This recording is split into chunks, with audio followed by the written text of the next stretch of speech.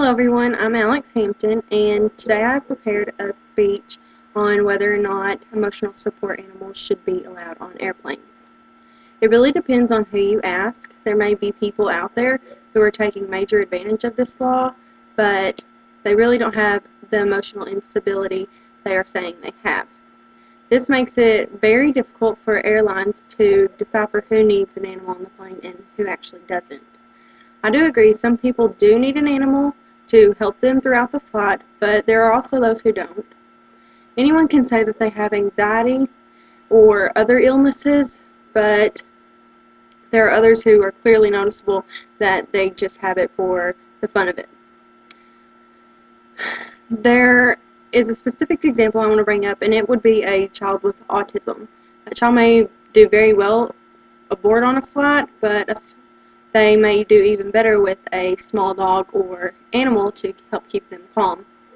If that child, however, did not have their animal, they may result to difficult behavior that may be difficult to control by the parents.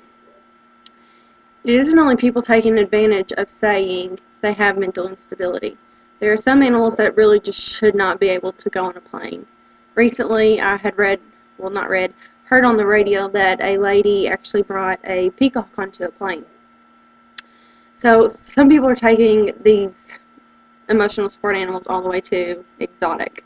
There are some who are taking animals onto a plane that will actually hurt someone.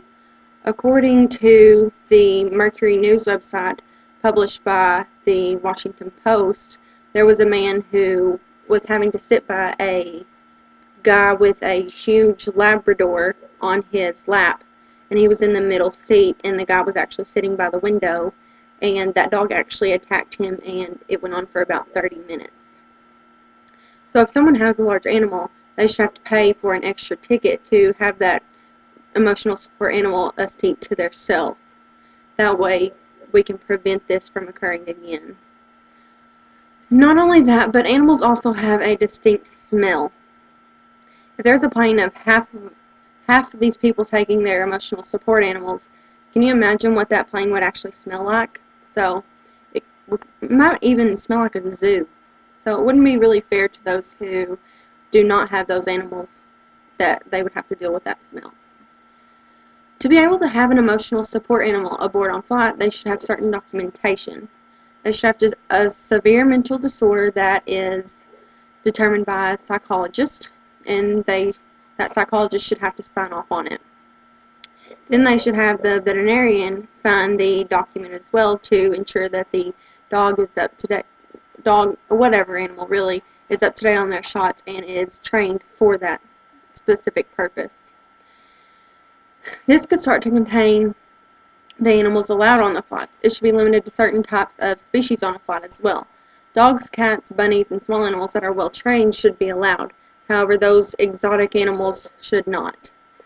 Most exotic animals cannot be trained and can be very obnoxious to the flight staff as well as the other people within the flight. They can be loud, disturbing, and really can't help anyone. So if someone must have an emotional support animal on a flight, they should have special flights for those animals. Some people may have a phobia to specific animals as well. So each airline needs to take this into consideration while deciding what types of animals should be able to go on those flights. With so many animals on a flight, there are some other concerns from the employees as well.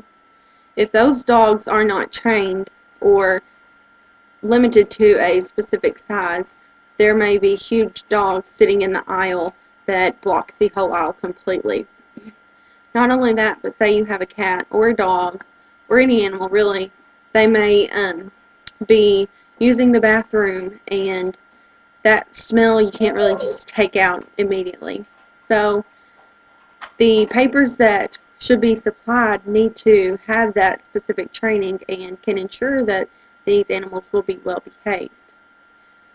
So being on an airplane is stressful anyways, but when you have animals that are not properly trained, it could be bad for everyone. Not every animal should be allowed on this plane, and there are reasons why I want to encourage airlines and government to come up with a law and be able to put it in place for these airlines to follow. Some people do not need service animals to help them, but for those that do, they need to have that specific documentation to ensure that they are not just going online and getting that certificate to ensure that their dog is a emotional support animal. There are certain types of animals that should not be allowed in the cabin of the plane for safety and health issues as well.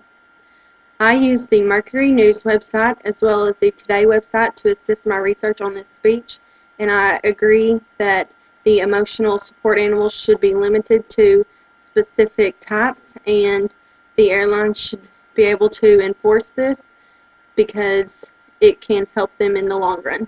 Thank you.